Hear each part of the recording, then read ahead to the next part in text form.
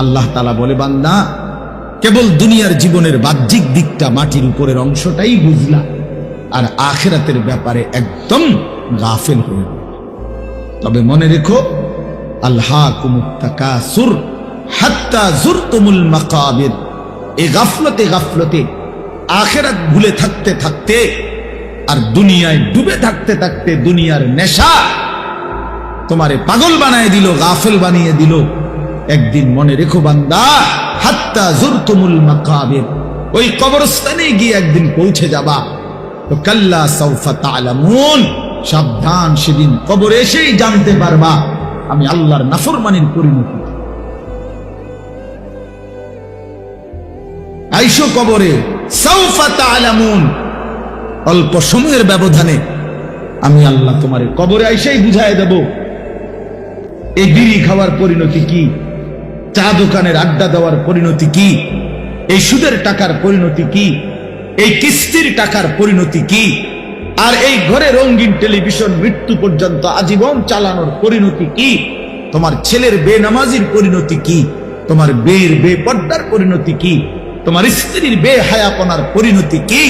আর জীবনভর গালিগালাজ করছো, বুড়া মানুষ আক করলে গালি দাও, তো এই সমস্ত নাফরমানির পরিণতি। আইসো কবরে বান্দা, একদম প্রথম ঘন্টায়, প্রথম মিনিটেই আমি আল্লাহ বুঝায় দেব আমার শাস্তি কি জিনিস। আইসো বান্দা। ভাত খাওয়াইছি দেখে মনে করছে আমি কিছু কইতাম না। হ্যাঁ, দুনিয়াতে মাতছি না, তুমি মনে করছো আল্লাহ তো মনে এরুন। আল্লাহ বলছে, না না, তুমি শোনো নাই আমি রহমান। তা আবার তুমি এটাও শোনা উচিত ছিল আমি কাহ্হার। আমি যেমন গাফফার, আমি তেমন কি কাহ্হার। আমি যেমন খুব ক্ষমাশীল, আমি তেমন প্রচন্ড প্রতিশোধ গ্রহণকারী। আজিজুন যুনতিকাম। যুনতিকাম অর্থ হলো আল্লাহ তাআলা বলেন আমি মহা শক্তিশালী, আজিজ এবং প্রতিশোধ গ্রহণকারী। তুমি আমারে কি ভাবছো বান্দা? আমার প্রতি লোকমা ভাতের হিসাব নেব আমি, প্রতি ঢোক পানির হিসাব নেব, প্রতিটা নিঃশ্বাসের হিসাব নেব, প্রতি বিন্দু জাররা জাররা। সুম্মা লা তুসআলুন্না ইয়াওমাইদিন আনিন নাঈম। আমার দেওয়া প্রতিটা নিয়ামত বান্দা আমি হিসাব নেব। কি ভাবছো তুমি 60 বছর এমনি এমনি দিছিলাম? এত সুন্দর যৌবন আমি এমনি এমনি দিছিলাম? হায় নওজোয়ান, কিশোর তরুণ নওজোয়ান, তুমি মনে করছো এই জিন্দেগি আল্লাহ তোমার মোবাইল টিপতে দিছিল? নাফরমান। সারা রাত উলঙ্গ ছবি দেখতে দিছিল, নর্তকী দেখতে দিছিল? হাইওয়ান। কে তোমারে শিখাইলো? মা কে? তোমার বাবা কে? তোমার কোনো ধর্ম নাই, তোমার কোনো আল্লাহ নাই। কোন মুসলমানের বাচ্চা, মুসলমানের সন্তান এত বড় নাফরমান কিভাবে হয়? 365 দিনে 1 বছর ঘোদার এই হাইওয়ান 16 বছর বয়স, কোনদিন ফজরের নামাজ পড়ে না, অথচ বাপও আছে ঘরে, মাও আছে ঘরে। এত বড় জানোয়ার, এত বড় হাইওয়ান, এত বড় চতুষ্পদ জন্তু মুসলমানের ঘরে কেমনি হল বলেন মিয়া? এক তো হইল ভুল হইছে, এক তো হইল হোঁচট খাইছে। 3 মাসে 9 মাসে আজকে আমার জামাত ছুটে গেছে, আজকে আমি 1 রাকাত পাইছি না, এটা তো হইতে পারে। কিন্তু এভাবে লাগাতার 30 বছর একজন মুসলমান মিথ্যা বলে, 30 বছর একজন মুসলমান সুদ খায়, 30 বছর বুঝি একজন মুসলমান গালি দেয়। কি মিয়া কোন? এটা ইনসাফের কথা বলেন, কথা বলেন না, এটা বিবেকের কথা এটা মিয়া? 30 বছর বুঝি একজন মুসলমানের ঘরে প্রতিদিন রঙিন টেলিভিশন চলবে, বউ বাচ্চা প্রতিদিন নাচ গান দেখবে? এটা জীবন? এটা মুসলমান? আল্লাহকে এভাবে ভুলে যায় মানুষ, রাসূলকে এভাবে ভুলে যায় মানুষ, আখিরাতকে এভাবে ভুলে যায়। আস্তাগফিরুল্লাহ, আস্তাগফিরুল্লাহ। মৌলানা সাহেব কথা বলছে আপনাদেরকে, এই অল্প কথা উনি বলছে।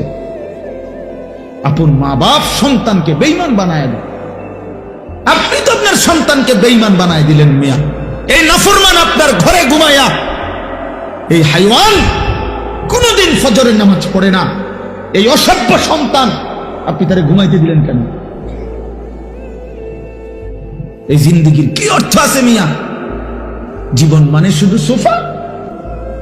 জীবন মানে শুধু খাট?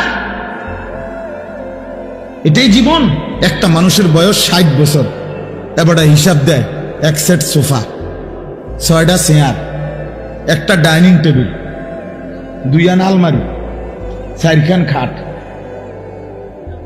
1 ডজন কাঁচের প্লেট, 4টা নুনের বাড়ি। এটি হলো এবার কামাই, এই 60 বছরের কামাই।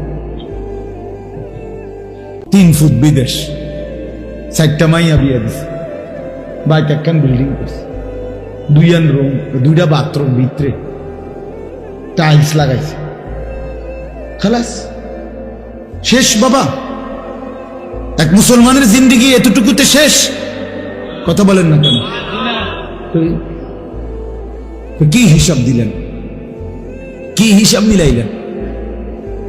আখিরাত কোথায়? কবর কোথায়? পরকাল কোথায়? হাসরের ময়দান কোথায়? সেটা কার জন্য? সেটা কে সাজাবে? সেটা কে সাজাবে? অহুম আনিল আখিরাতে হুম গাফিলুন। আল্লাহ বলেন, হায় বান্দা, আখিরাতের ব্যাপারে গাফিল হয়ে গেল। ইকতারাবা লিন-নাসি হিসাবুহুম ওয়া হুম ফি গাফলাতিন মুরিদুন। আল্লাহ বলে, বান্দা, হিসাবের সময় তো একদম ঘনিয়ে গেল, কাছায় গেল, আজও তো তুমি আমি আল্লাহ থেকে বিমুখ হয়ে গাফিল হয়ে রই না। অথচ কিয়ামত তো খুব কাছাকাছি। আচ্ছা, কিয়ামত মানে আরো দেরিতে হইব, কিন্তু আপনি মরে গেলে তো আপনার কিয়ামত, আখিরাত শুরু। আমার পরে নইলে পৃথিবী, একবারে মনে করেন আমি মরে যাওয়ার পরে পৃথিবীর সব মানুষ চাঁদের দেশে গেছে গা, আধুনিক হইয়া সবার বাসা বাড়ি এখন চাঁদের দেশে, তো আমার কি লাভ? কথা বুঝছেননি আমার কথা? আমার কি লাভ? বাকি মানুষ বুঝছি আমি একের মঙ্গল গ্রহে গেছে গা, যাক না, আমার ফায়দা কি? আমার বাপের জন্য হিসাব করা। আল কাইয়িসু মান দানা নাফসাহু। নবী সাল্লাল্লাহু আলাইহি ওয়াসাল্লাম বলেন, বুদ্ধিমান সে যে নিজের হিসাব করে। মান দানা নাফসাহু, যে নিজের হিসাব করে। ওয়া আমিলা লিমা বাদাল মাউত, এবং মৃত্যু পরবর্তীর জন্য আমল, মৃত্যু পরবর্তীর জন্য আমল করে, আখিরাতের ফিকির করে, সেই বুদ্ধি। আল্লাহর কসম বাপ, দুনিয়া আপনি যেদূর পারেন এদূর করে যান, এর বেশি দরকার নাই। আপনার পরে বাকিরা আবার করবে, আপনার পরে আপনার ফ্যামিলি থামবে না। আমার দাদা মরার পরে আমার বাপে কামাই রোজগারি বন্ধ করে নেই। আমার বাপ মারা গেছে আজকে 9 বছর আগে, তো বাবার মৃত্যুর পরে আমরা রোজগার বন্ধ করে দিছি।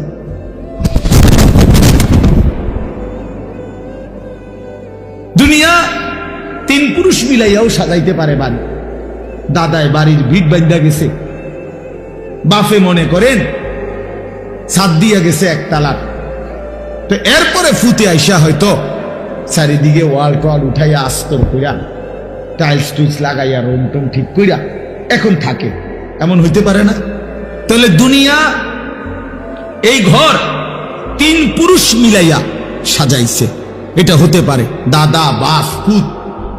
কিন্তু আল্লাহর কসম, কবর নামের ওই ঘর যেটা মাটির নিচে, এটা আপনারটা যদি আপনি না সাজান, তা আপনার ছেলে, আপনার নাতি, কিয়ামত পর্যন্ত আর কেউ সাজায় দিতে পারবে না। আমার আব্বা ইন্তেকালের সময় আমরা 5 ভাইয়ের কোনো ঘর ছিল না, একটা ঘরও না আমাদের ছিল না। আমরা একটা সরকারি বাসায় থাকতাম, কুমিল্লা শহরে ঠাকুরপাড়া, সরকারি লিজের বাসা, সরকারি ট্যাক্স দেওয়া বাসা। এখন এটা ফেরত দিয়ে দিছে, 9 বছরের মাথা সরকারের ঘর সরকারে দিয়ে দিছে, স্বেচ্ছায় নিজেরা অফিসে দিয়ে দিয়ে ধর্নাম বললেন। 9 বছরের ব্যবধানে আলহামদুলিল্লাহ 5 ভাইয়েরই আলাদা আলাদা বিল্ডিং হয়েছে, ঘর হয়েছে, সবাই ঘরেই থাকে। তাহলে বুঝাইতে চাইলাম এটা দুনিয়া মিলেই যায়, দুনিয়া হয়েই যায়। যে সন্তান এতিম সেও বড় হয়ে যায়, যে সন্তান জন্মের সময় বাপকে দেখে নাই একদিন সেও বড় হয়, বাড়ি করে, ঘর করে, বিয়া করে, বাচ্চা কাচ্চা হয়, উপার্জন করে। দুনিয়া আমনের লেগে আটকাইবে না, আখিরাত আটকায় যাবে, কবর আটকায় যাবে। আপনি যদি ছেলের দুনিয়া সাজায় দিতে না পারেন, আল্লাহর কসম কিচ্ছু হবে না, দুনিয়া চলেই যাবে, কিন্তু আখিরাত আটকায় যাবেন। আখিরাত, কবর আটকায় যাবে। আখিরাত সাজাইতে হয়, আখিরাত বানাইতে হয়, আখিরাত গড়ে নিতে হয়, নিজেরও সন্তানেরও। এই জন্য আল্লাহ তাআলা বলছেন, ইয়া আইয়ুহাল্লাযীনা আমানু কু আনফুসাকুম ওয়া আহলিকুম নারা। হে ঈমানদারগণ, নিজেকে এবং নিজের পরিবারের সদস্যদেরকে জাহান্নামের আগুন থেকে বাঁচাও। এটা দায়িত্ব। এটা কি দায়িত্ব? ছেলেটা খাটে না ঘুমা, প্রয়োজনে মাটিতে ঘুমা, কিন্তু আল্লাহকে সেজদা করতে হবে। আমাদের কওমি মাদ্রাসার লক্ষ লক্ষ ছাত্র সারা পৃথিবীতে মাটিতেই তো আমরা ঘুমাই। দাওরায়ে হাদিসের বড় ছাত্র মাটিতে ঘুমায়, নুরানির বাচ্চাও মাটিতে ঘুমায়। তো ঘুমায় তো মাটিতে, কিন্তু ডাক দেয় আরশে আজিমের মালিক মহান আল্লাহকে, সম্পর্ক রাখে আরশে। ঘুমাইছেন, ঘুমাইছেন। খামখেয়ালি মনে করছেন একটা বাচ্চা 2 রাকাত নামাজের সমস্ত নিয়ম কানুন শিখাইছে। বহু বদনসিব মুসলমান 60 বছরেও কোনোদিন ঠিক মতো দোয়ায়ে কুনুত আত্তাহিয়াতুটাও করতে পারে না, এমন দুর্ভাগা মুসলমান নাই? তাহলে সেই মুসলমানকে জিজ্ঞাসা করেন, বাপ 60টা বছর এই মালিকের জমিনে কি পরিমাণ ভাত খাইলা, কি পরিমাণ আলো বাতাস, মালিকের এত বড় সৃষ্টি জগৎটা তুমি ভোগ করলা, তোমার দেহের সমস্ত অঙ্গ ভোগ করলা, বিনিময়ে সেই মালিকের নামটাও ঠিক মতো লইতে না। সেই মালিকের কালাম আল্লাহর কোরআন দেখে দেখেও কদ্দুর সাইয়াও শুদ্ধ করে পড়তারো না, কিত্তা ভাত খাইলা, এতটি ভাত। দুনিয়া এতগুলো ভাত কেন খাইলা? কি ফায়দা ছিল, কি দরকার ছিল, কি লাভ ছিল? এই জন্য আপনাদের কাছে আমার অনুরোধ, বাবা, মহান আল্লাহ পাক রব্বুল আলামিন বলছে, বান্দা গোটা দুনিয়া ইন্না জাআলনা মা আলাল আরদি জিনাতাল লাহা, আমি আল্লাহই গোটা জমিনের সব কিছু সৌন্দর্যময় করে সাজিয়ে চমৎকার করে।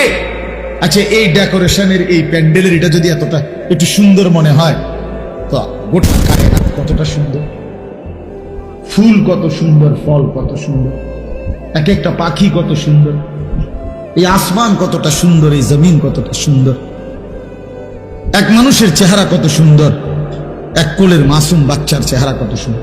আমি তো প্রায় বলি যে গোটা পৃথিবীতে, পৃথিবী বাদ দিলাম, বাংলাদেশের তো অসংখ্য জেলায় আলহামদুলিল্লাহ আল্লাহর দয়ায় আজ 21 বছরে আমি কত জায়গায় গেছি।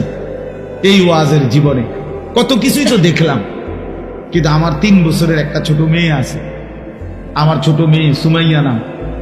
তা আমার এই ছোট মেয়ে পয় যখন হাসি দেয়, আমার কাছে মনে হয় আলহামদুলিল্লাহ গোটা পৃথিবীর মানুষের বানানো সব সুন্দরের চাইতে ওইটা সেরা। ওই বাচ্চার মুখের হাসি কি অসাধারণ সুন্দর, কি অসাধারণ সুন্দর। এজন্য বাপ, এটা জরুরি বিষয়। আল্লাহ তাআলা বলে, বান্দা গোটা জমিন আমি আল্লাহ তোমাদের জন্য সাজিয়েছি, তোমার জন্য, তোমার জন্য। আর আমি তোমাকে বানিয়েছি আমার জন্য, আমার জন্য। सारी दुनिया तेरे लिए, तू सिर्फ मेरे लिए। আল্লাহ বলে, বান্দা तमाम দুনিয়া তোমার জন্য, তুমি শুধু আমার জন্য। কার জন্য? আল্লাহর জন্য। আমি কার জন্য? দুনিয়া কার জন্য? আমার জন্য। দুনিয়া আমার জন্য, আমি আল্লাহর জন্য, আল্লাহর জন্য। খালাকতুল আশিয়া আলি আজালিক ওয়া খালাকতুকা লি। সবকিছু বানিয়েছি তোমার জন্য, তোমাকে বানিয়েছি আমার জন্য, আমার জন্য। এই জন্য আপনাদের কাছে আমার অনুরোধ, মেহেরবানি করে এই সমস্ত ওয়াজ মাহফিলের মূল মাকসাদ এটাই বাবা। আমি বক্তা, অমুক বক্তা, তমুক বক্তা, প্রধান বক্তা, বিশেষ বক্তা, অল্প বক্তা, সাংঘাতিক বক্তা, যাই কম সব মিলাইয়া এক কথা, আমরা আখিরাতের ফেরিওয়ালা। কিসের ফেরিওয়ালা? আখিরাত। আমরা কবরের ফেরিওয়ালা, আখিরাতের ফেরিওয়ালা। আমরা আপনাদেরকে কবর মনে করাই, আমরা আপনাদেরকে আখিরাত মনে করাই, আমরা আপনাদেরকে পরকাল মনে করাই। বাবা, দুনিয়া সাজাইলে তেমন কিছু আসে না। ফাআনযারতুকুম নারান তালাযযা, আল্লাহ বলে বান্দা আমি তোমাদেরকে প্রজ্বলিত আগুন, জাহান্নামের আগুনের ভয় দেখাচ্ছি, ভয় দেখাচ্ছি। রাসূলুল্লাহ সাল্লাল্লাহু আলাইহি সাল্লাম প্রথম দিন, যেদিন প্রথম মক্কার কুরাইশদের কাছে সর্বপ্রথম যেদিন কালেমার দাওয়াত দিছে, প্রথম যেদিন, সেদিনই নবী বলছে ইন্নী নাযীরুন লাকুম বাইনা ইয়াদাই আযাবুন শাদীদ। আমার জাতি হয়ে আমার কওম, আমি তোমাদেরকে একটি ভয়ানক আযাবের ভয় দেখাচ্ছি। এক ভয়ানক আযাব, সামনে এক জাহান্নামের কঠিন আযাব, সামনে কবরের এক ভয়ানক আযাব। নবী সাল্লাল্লাহু আলাইহি ওয়াসাল্লাম বলছেন মা রাআইতু মানজারান কাত্তু ইল্লা ওয়াল কবরু আফজাউ মিনহু। আল্লাহর নবী সাল্লাল্লাহু আলাইহি ওয়াসাল্লাম বলেন, উম্মত, নবী নিজে বলছেন যে উম্মত, কবরের আযাবের চাইতে ভয়ানক কোন দৃশ্য আমি রাসূল জীবনে কখনো দেখিনি। আচ্ছা, নবীজি কি কথাটা এমনি এমনি বলছে, বানায় বানায় বলছে? তাহলে রাসূলুল্লাহ সাল্লাল্লাহু আলাইহি ওয়াসাল্লাম বলেন কবরের আযাবের চাইতে ভয়ানক কোন দৃশ্য আমি রাসূল দেখিনি।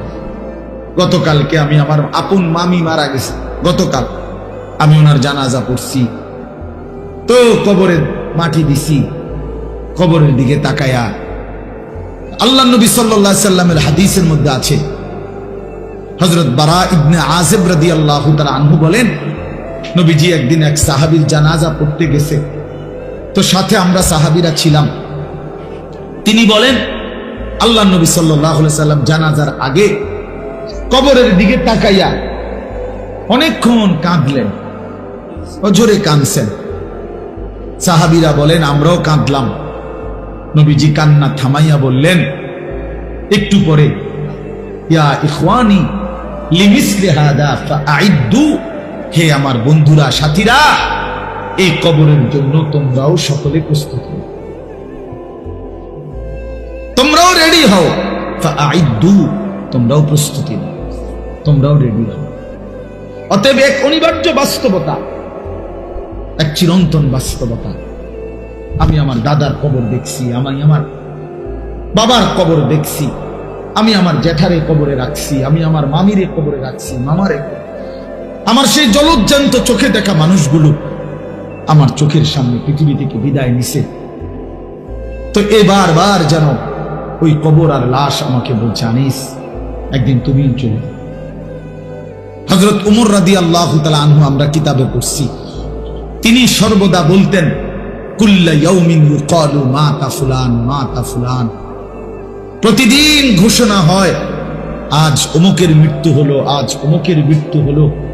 ওয়ালা বুদ্দা মিন ইয়াউমিন ইউকালু মাতা উমর, তিনি বলেন নিশ্চিত একদিন ঘোষণা হবে আজ ওমরের মৃত্যু হলো, আজ ওমরের মরণ হলো। হবে কিনা বলেন? বলেন, একদিন আপনার নাম ঘোষণা হবে, তো একদিন ঘোষণা হবে নিশ্চিত। বন্ধু, ছেলেরা, তোমাদেরকে বলি ভাই, এই নওজোয়ান কিশোর তরুণ, তুমিও মনে রাখো, হযরত হাসান বসরি রাহমাতুল্লাহ আলাইহি বলে ইন্না যারআ কাদ তুদরিকুল আহাতু ক্বাবলা আন ইয়াবলুগা। তিনি বলতেন, হে যুব সমাজ, মনে রেখো, সব ফুল ফল হয় না, সব ফল পরিপক্ক হয়, ঝরেই যায় বেশি, টিকে অল্প, টিকে অল্প। এজন্য যে গাছে আম গাছে মুকুল বের হয়, তো সেই সবগুলো ফুল আম হয় না, হয় যেতগুলো আম হয় ছোট ছোট, সেগুলো পূর্ণ বড় পাইকা পূর্ণ পর্যন্ত যায়, ঝরেই যায় বেশি।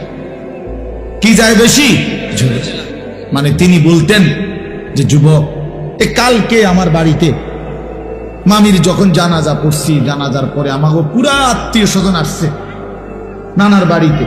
তা আমার মেজো খালা বাইচা আছেন, বয়স্ক। তো সবাই বলতেছে যে এই খালা গায়ে আর বুড়া শেষ মুরব্বী আছে একজনই, অথচ বাড়িতে কমপক্ষে 50 জন তখন কিশোর তরুণ যুবক যুবতী আছে। তাহলে বোঝা গেল নওজোয়ান আছে যখন প্রায় 50 জন, বুড়া আছে কেবল একজন। কথাটা বুঝছেন আপনি হিসাব? তাহলে বুঝাই গেল এটার হিসাব যে অধিকাংশই কিশোর নওজোয়ান পূর্ণ বৃদ্ধ হওয়ার আগে আগেই কবরে চলে যায় বেশি, থেকে যায় কম। নাহলে 50 ইন্টু 1 হবে কেন? মানে কাছাকাছি তো ব্যবধান হইব। নাহলে জোয়ান থাকবে 50 জন, বুড়া থাকবে তো কমপক্ষে 30-35 জন, কাছাকাছি থাকার কথা না। তো এটা এতগুলো বুড়া মরে হইল না কেন? মানে এর আগেই চলে গেছে। এই জন্য যুবক ছেলেদেরকে বলি, বাপ তুমি ওই বৃদ্ধ বাবাকে দেখা ধোকা খাইও না যে কমপক্ষে আমি তো ওইটুকুর আগে মরবো না। তুমি ওই দাদারে দেখা ধোকা খাইও না যে কমপক্ষে তো আমি ওই দাদার বয়সী হওয়ার আগে মরবো না। কাজেই এখনো ফুর্তির সময় আছে, এখনো নাচ দেখার, গান দেখার, নর্তকী দেখার, মোবাইল দেখার, অশ্লীল ছবি দেখার সময় এখনো আছে। এখনো আমার নামাজ পড়ার টাইম হয় নাই। আমি এখনো বাচ্চা মানুষ, আমি তো এখনো বিয়েই করি নাই, আমি তো এখনো চাকরিই করি না, আমার তো এখনো কোনো কামাই রোজগারই নাই। তো তোমার যেহেতু কোনো কামাই নাই, চাকরিও নাই, কিছুই নাই, তো তোমার জিন্দিগি শুধু মোবাইল টিফোন, এই তো না? তোমার মতো অপদার্থরে আল্লাহ বানাইছে শুধু বেডিতের নাচ আর অসভ্য ছবি দেখবার জন্য। আস্তাগফিরুল্লাহ, আস্তাগফিরুল্লাহ। মুসলমানের সন্তান কোন যুগে, প্রিয় ভাই আমার, আমি একটু আগে বলছি স্যার আব্দুল মোমিন স্যার এই বাহারুল উলুম মাদ্রাসায়, যে পৃথিবীতে কোন যুগে মিয়া যখন আইয়ামে জাহিলিয়াত ছিল, যখন নারী উপভোগের পণ্য ছিল, আমি নিজে পড়ছি ইতিহাসের বইতে, ইসলাম পূর্ব যুগে ইরান সহ আশেপাশে একটি মতবাদ ছিল যে 3 জিনিসে সবার সমান অধিকার, একক অধিকার নাই কারো, নাউজুবিল্লাহ। 1 নাম্বার হলো আগুন, 2 নাম্বার পানি, 3 নাম্বার নারী। আগুন, পানি, নারী, এই 3 জিনিসের উপরে কারো অধিকার নাই, একক, সবার অধিকার। নারী সবার জন্য, যে কেউ যে কোনো সময় ব্যবহার করতে পারবে, নাউজুবিল্লাহ। এরকম অসভ্য, এত বড় নিকৃষ্ট অসভ্য যেই জমানার মানুষ ছিল, সেই জমানাতেও মিয়া মানুষগুলো সারাদিন 24 ঘন্টা নারী নিয়া কইরা ছিল না, বরং ওই যুগেরও মানুষ জাহিলি জামানে বীর ছিল, বাহাদুর ছিল, যোদ্ধা ছিল, যুদ্ধ করত, লড়াই করত, বাহাদুর ছিল। আর আজকে মুসলমানের সন্তান জিন্দিগির পুরাটা সময় লাখ লাখ কোটি কোটি যুবক 24টা ঘন্টা মোবাইলে নারী ছবি, উলঙ্গ দৃশ্য, শাহওয়াত, জিনা, ব্যভিচারের সমস্ত কার্যক্রম এই নিয়েই ব্যস্ত। এত বেশি নারীর আসক্তি আর কোন যুগে ছিল না। নারীর অসভ্যতা এত বেশি ছিল না রে ভাইয়া। তোমরা আজকে ভুল করছো, তোমরা ছেলেরা ভুল করছো।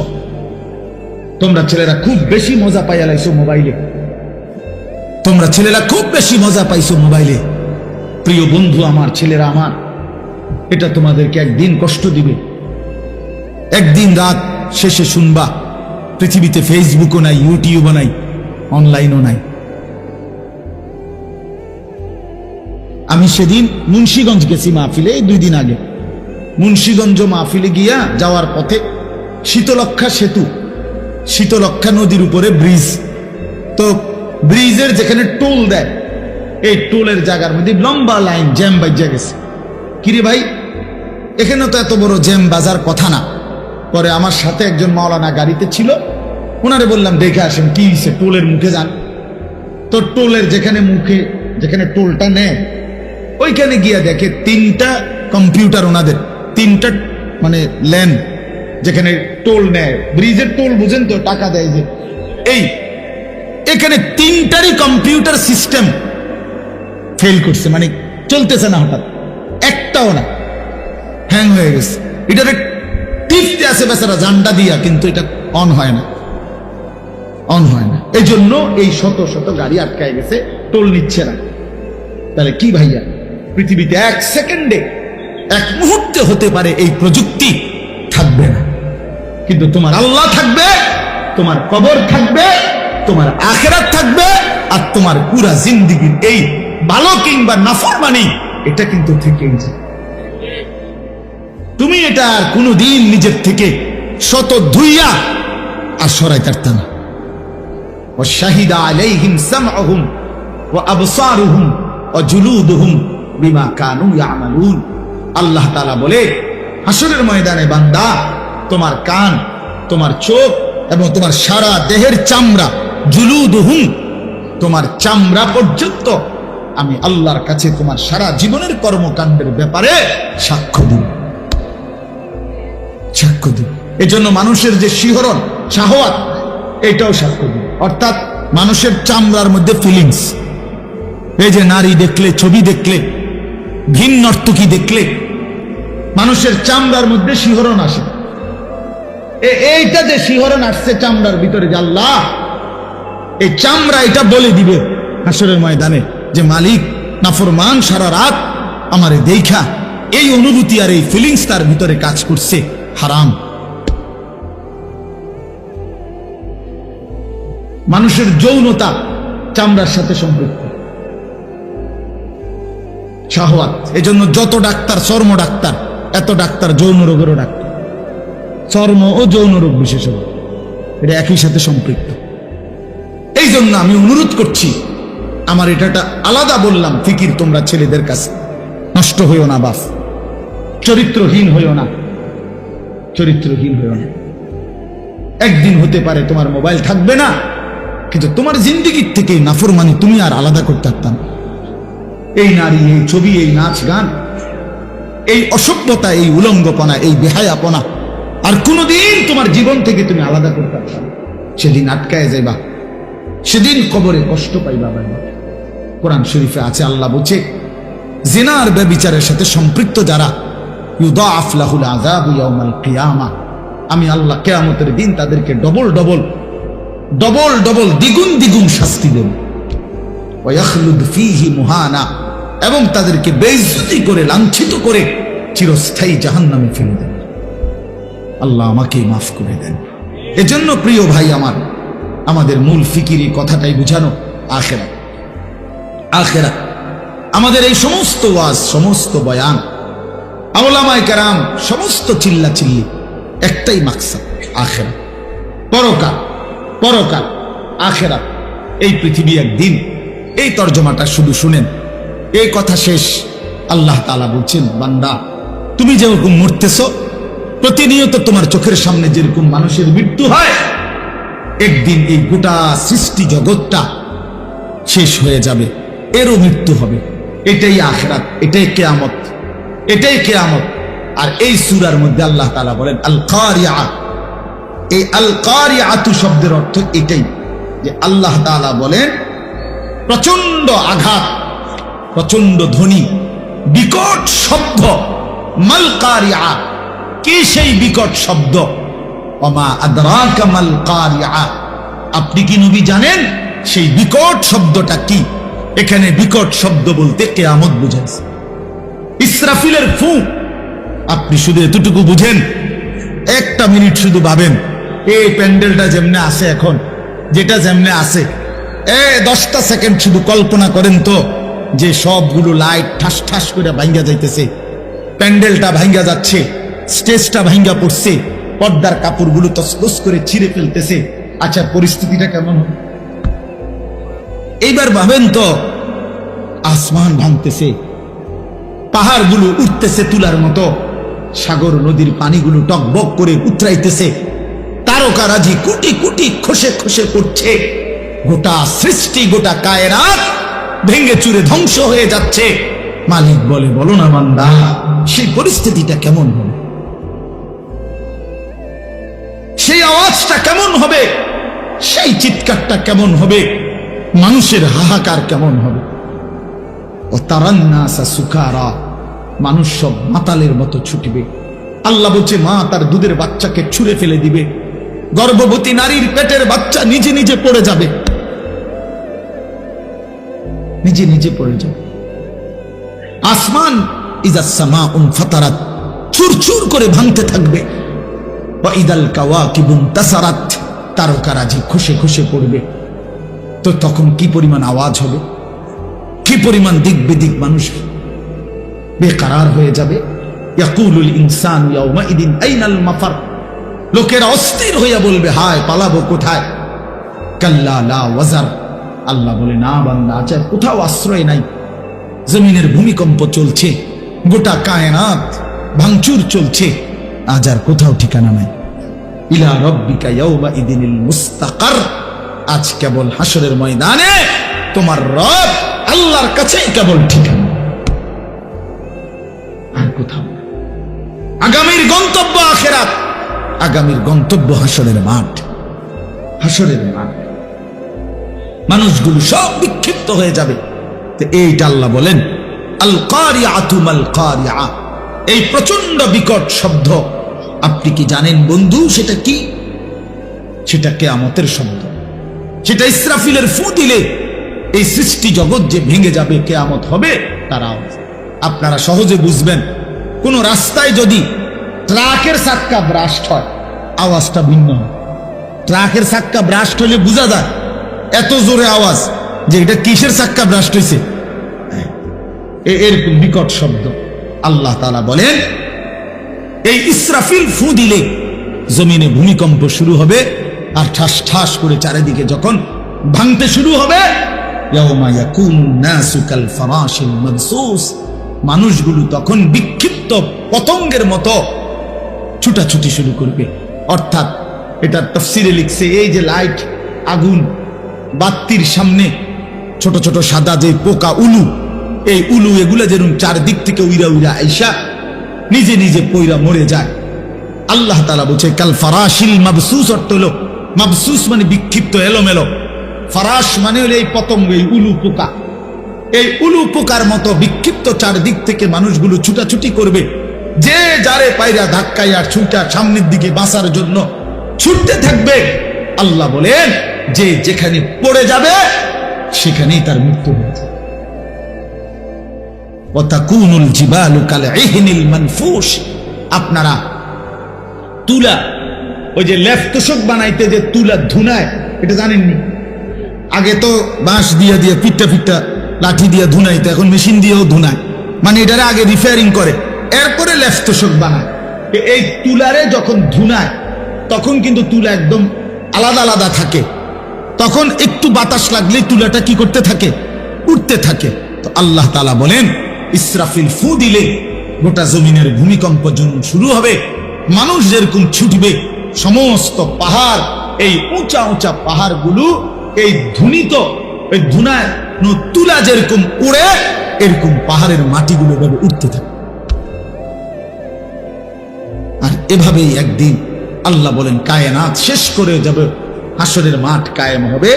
ফাআম্মা মান সাকুলাত মাওয়াজিনুহু, এর মাঠে যার আমল নামা নেকির পাল্লায়, আরে মিজানের পাল্লায় রাখলে নেকি যার ভারী হবে, নেকির পাল্লা যার ভারী হবে ঈমান এবং আমল তাকওয়া, ফাহুয়া ফি ঈশাতির রাদিয়া, সে অনন্তকালের সুখের চির সন্তুষ্টির জান্নাতেই বসবাস করবে। ও আম্মা মান খাফফাত মাওয়াজিনুহু ফাউম্মুহু হাওিয়া, আল্লাহ বলেন আর যার মিজানের পাল্লায় হাসরের ময়দানে নেকির পাল্লা হালকা হবে, গুনাহ ভারী হবে, তো আল্লাহ তাআলা বলেন ফাউম্মুহু হাওিয়া, আই ফামাওয়াহু হাওিয়া, তার ঠিকানা হবে নিকৃষ্ট জাহান্নাম। হাওিয়া, হাওিয়া একটা জাহান্নামের নাম। ওমা আদরাকা মা হিয়া, আল্লাহ বলে বন্ধু আপনি জানেন সেটা কেমন জাহান্নাম? নারুন হামিয়া, সবচেয়ে বেশি জ্বলন্ত আগুন যেটার মধ্যে, সেই জাহান্নামটার নাম হলো হাওিয়া। নবীজি বলছেন নারুকুম হাযিহি জুজউম মিন ৭০ জুজআম মিন নারি জাহান্নাম। আল্লাহর নবী বলেন উম্মত তোমাদের দুনিয়ার আগুন এই ভাই, আমার এই শেষ কথাটা শুনেন। আল্লাহর নবী বলেন, তোমাদের দুনিয়ার আগুন জাহান্নামের আগুনের 70 ভাগের 1 ভাগ। দুনিয়ার এই আগুনের চাইতে আরো 69 গুণ বেশি গরম জাহান্নামের আগুন। জাহান্নাম, আপনি তো একদূর বলছেন, সাহাবীরা কি বলছে শুনেন। সাহাবীরা বলছে, এই কথাটা যখন নবীজি বলছে যে দুনিয়ার আগুনের চাইতে আরো 69 গুণ বেশি গরম উত্তাপ জাহান্নামের আগুন, আল্লাহর কসম হাদিসে আছে, আমি নিজে পড়ছি। সাহাবীরা তখন লাফ দিয়া উঠছে, উইটা বলছে, ওয়া ইন্না যালিকা লাকাফিয়া ইয়া রাসূলুল্লাহ, হায় হায়, দুনিয়ার এই আগুনই তো যথেষ্ট, এটাই তো যথেষ্ট পুরা ফেলার জন্য, এটাই তো যথেষ্ট, এই আগুনই তো চূর্ণ বিচূর্ণ করে দেয়। তো আল্লাহ তাআলা নবীজি বলেন, তাহলেই ভাবো এর চাইতে আরো 69 গুণ বেশি জাহান্নামের আগুন। তো এই আগুনের পরিণতি, এই আগুনের তীব্র দহন তুমি তো দেখছো। আমি জীবনে একবার কুমিল্লা মেডিকেল কলেজ, ওই যে কুসাইতলি, যেটা 250 বেড হসপিটাল, এখানে বার্ন ইউনিটে, মানে যেখানে আগুনে পোড়ানো রোগীর চিকিৎসা করে, আমি একবার গেছি জীবনে। আমার একজন পরিচিত লোকে আপনার রাস্তা দিয়ে হাইটা যাইতেছিল, তো তারে হোটেল থেকে গরম পানি, তারা বেখেয়ালে যে পানি মারছে রাস্তা, এই বেচারার পুরা পিছন জ্বলে গেছে, তার গায়ে পড়ছে। এই বেচারারে আমি দেখতে গেছি। আমি যখন গেছি তখন দেখছি যে ওরে ড্রেসিং করতেছে, ওর এই পোড়া চামড়া এগুলা টান দিয়ে টানা ছিটতেছে। আল্লাহর কসম বাপ, আমার জীবনে মানুষ এত জোরে চিৎকার করে আমি জীবনে আর কোনোদিন দেখি। ওই পুরা মানুষটার চিৎকার কাকে বলে আমি আর কখনো দেখিনি। আমি নিজেও কাঁদছিলাম তখন, হায় মালিক, এই আগুনের পোড়া, এটার হালাত যদি এমন হয়, কুল্লামা নাদিজাত জুলুদুহুম বাদদালনাহুম জুলুদান গায়রাহা। আল্লাহ তাআলা বলেন, নাফরমান জাহান্নামের আগুনে তার চামড়া একবার জ্বলবে, তো সাথে সাথে নতুন চামড়া লাগানো হবে, আবার জ্বলবে, এভাবেই চলবে অনন্তকাল। কুল্লামা আরাদু আন ইয়াখরুজু মিনহা উঈদু ফিহা। নাফরমান প্রতিবার চাইবে জাহান্নাম থেকে বের হতে, ফেরেশতা প্রতিবার লাথি দিয়া ধাক্কা দিয়া জাহান্নামের আগুনেই ফেলে দেবে। উঈদু ফিহা। কেন নামাজ পড়ো না ভাই আমার ছেলেরা? কেন নামাজ পড়ো না? কেন নামাজ পড়ো না বন্ধু? আল্লাহকে ছেড়ে কারে পাইয়া গেলা? মোবাইলের ওই নারী তোমারে কি দিল? সমবয়সী বন্ধু তোমাকে কি দিল?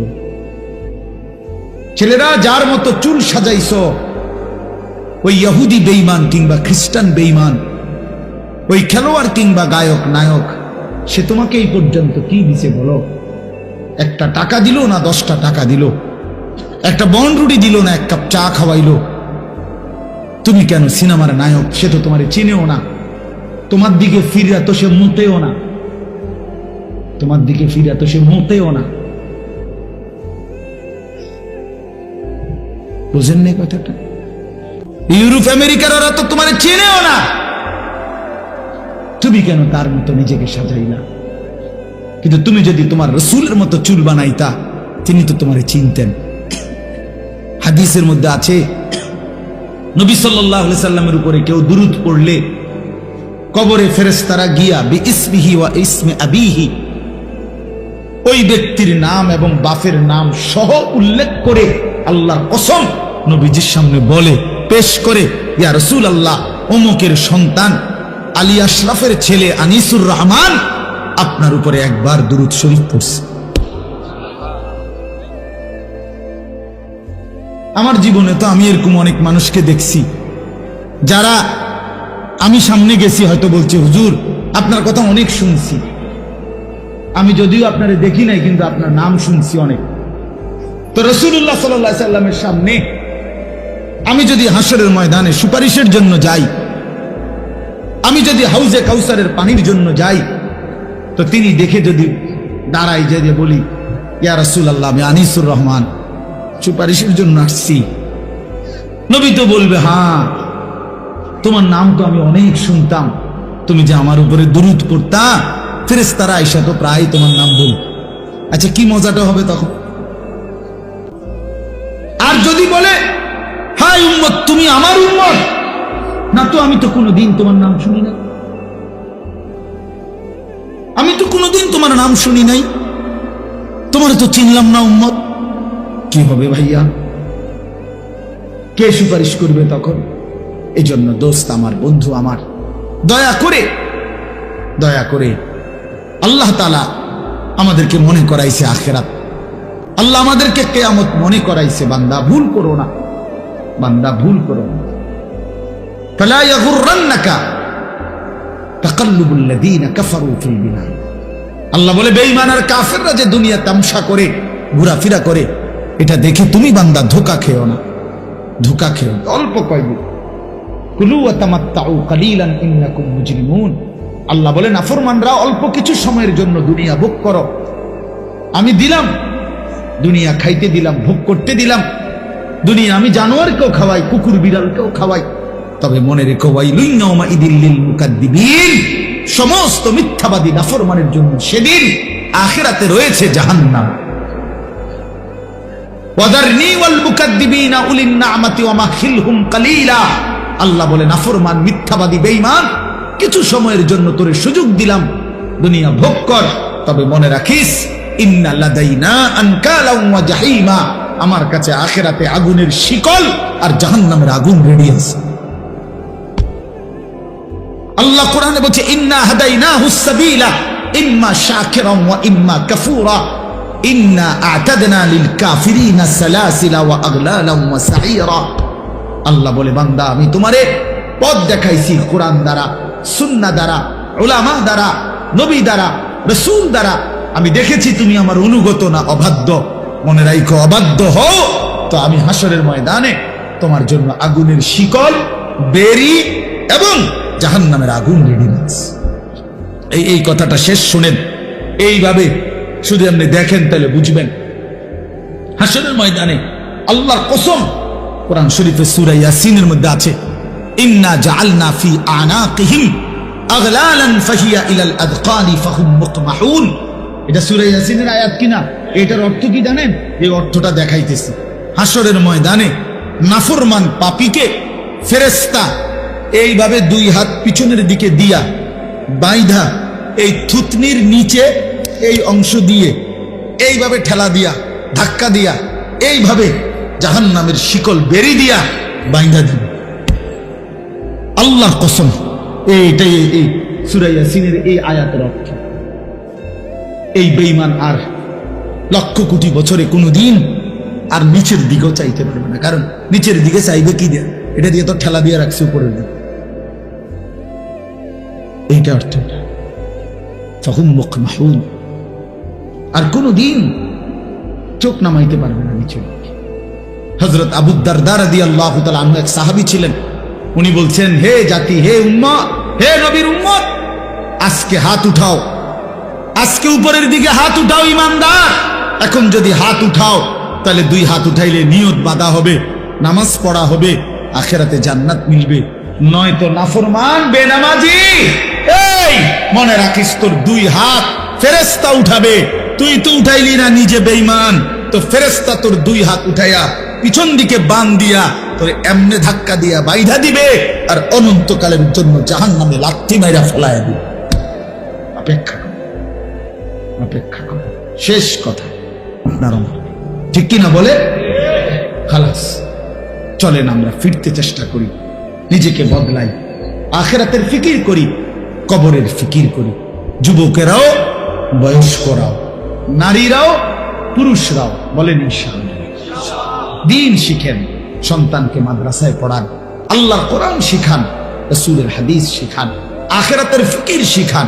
বিশেষ করে আবারও বলছি, নিজের স্ত্রী, ছেলে মেয়ের ঈমান, আমল, আখলাক, চরিত্রের উপরে নজর রাখেন। এটা বড় কাজ। ইমানদারের কাম হইল খাট পালং না, সোফা না। কেবল আমগো কাছে দোয়া চায়, হুজুর ছাদ ডালাই খাস কদ্দু দোয়া করে ছাদটা ডালাই রবিবার ছাদ ডালাই কি খাস দোয়া কি তারা কথা বলেন না কেন? ছাদ ডালার খাস দোয়া কি? হুজুর মোটরসাইকেলটা কিনছি কদ্দু দোয়া করে কি তা মোটরসাইকেল তাতে তুই মাথা তালগি দিয়ে নিতে পারছ নাকি? কি দোয়া? মোটরসাইকেলের দোয়া। দোকান দিছি দোয়া, একটু পরে হুজুর আপনার দোয়া একটু খাস দোয়া করে দেন দোহানটা। একটু পরে রঙিন টেলিভিশন চালামু, হ্যাঁ হিন্দি সিনেমার নর্তকী নাচবে, যাতে কারেন্ট না যায়, কাস্টমার না যায়, কাস্টমার যেন হুতা দিয়ে বান্ধিয়া রাখতে এটার ভিতরে। একটু খাস দোয়া করে হুজুরে খাস দোয়া করে বাইরে না ফরমানে টেলিভিশন কি করে দেয়। হায় হায় না ফরমান, আল্লাহর সাথে এত বড় তামসা কেমনে করলি? আল্লাহর সাথে এত বড় তামসা কেমনে করলি? কলজা এত বড় সাহস কেমনে হইল? আল্লাহকে বৃদ্ধাঙ্গুলি দেখাইল। আল্লাহ ওই যে একটু আগে দোয়া করাইছে, আপনি মনে করছেন হেসা? হ্যাঁ হুদ্দা হুদ্দা হুদ্দা হুদ্দা ইডি হুদ্দা। মূল মাকসাদ টেলিভিশন, বেচা কিনা চলবো তো টেলিভিশনের রূপে। আমনের দয়া দিয়া কি কারণ? আল্লাহ আমাদেরকে মাফ করে দেন। আল্লাহ তাআলা আমাদের প্রত্যেককে আখিরাতের ফিকির দান করেন, ঈমান আমলের ফিকির দান করেন। আমরা চেষ্টা করব তো ইনশাআল্লাহ। বয়স্ক বাবারাও বেশি বেশি শেষ হায়াত জিকির তাসবিহ তেলাওয়াতের মধ্যে কাটাবেন। চা দোকানের আড্ডা, বিড়ি সিগারেটের আড্ডা, বিড়ি খাইয়েন না, বিড়ি খাইয়েন না, বিড়ি খাইয়েন। 60 বছরে যে মানুষ এখনো বিড়ি খায়, এবড়ার মতো বেহায়া আর কেউ নেই। এবড়া একটা সত্য বেহায়া, একদম বেহায়া মানুষ, একদম নির্লজ্জ, লজ্জাহীন এক মানুষ। এবার শরম নাই, এবার শরম নাই। এত বুড়া বয়স হয়েছে এখনো বিড়ি সিগারেট ছাড়লেন না। আপনি মরবেন কোন দিন, কবরে যাবেন কোন দিন? এত বছর বয়সে মানুষে গাইল্লা এখনো বিড়ি সিগারেট খায়। আস্তাগফিরুল্লাহ, আস্তাগফিরুল্লাহ। গায়ে লাগলে মাফ করে দিন, বলে যদি বেশি লাগিয়ে গেছে হালাই দিয়েন জায়গা। হ্যাঁ যদি বলেন যে কথাটা একেবারে বেশি শক্ত হয়ে গেছে, গাত লাগছে, আমি তো চাইছি যে আড্ডিত যাতে লাগে। আল্লাহ আমাদেরকে মাফ করে দেন। চলেন ইনশাআল্লাহ জীবন বদলাবো। আল্লাহ আমাদেরকে তৌফিক দেন। এই দক্ষিণ পাড়া জালগাঁও নুরানি মাদ্রাসা আল্লাহ কবুল করে নেন। আমার শায়েখ আরিফ বিল্লাহ হাকিমুন নফস আল্লামা মুফতি মুশতাকুন নবী কাসিমি হযরত বয়ান করবেন, আপনারা শুনবেন ইনশাআল্লাহ। এশার নামাজের পরে আবার যথারীতি বয়ান হবে। শায়েখের মাদ্রাসা কুমিল্লা কোটবাড়ি সুধন্যপুর প্রতি মাসের শেষ শনিবার মাসিক ইসলাহি মজলিসে নিয়মিত যাওয়ার চেষ্টা করবেন। আমার একটা ছোট্ট মাদ্রাসা আছে ক্যান্টনমেন্ট ময়নামতি সাহেবের বাজার, ওইখানে এই অঞ্চলে আপনাদের অনেক আত্মীয় আছে আমার ওইখানকার। আজকেও আমার অনেকে বলছে হুজুর আমাকে আত্মীয় স্বজনের বাড়িতে না যাইতেছে। তো আপনার আমার ওই মাদ্রাসায় আগামী শনিবার 14ই ডিসেম্বর বার্ষিক মাহফিল, আপনারা সেখানে যদি সুযোগ হয় যাওয়ার চেষ্টা করবেন। আল্লাহ তাআলা তৌফিক দেন, কবুল করেন, আমিন।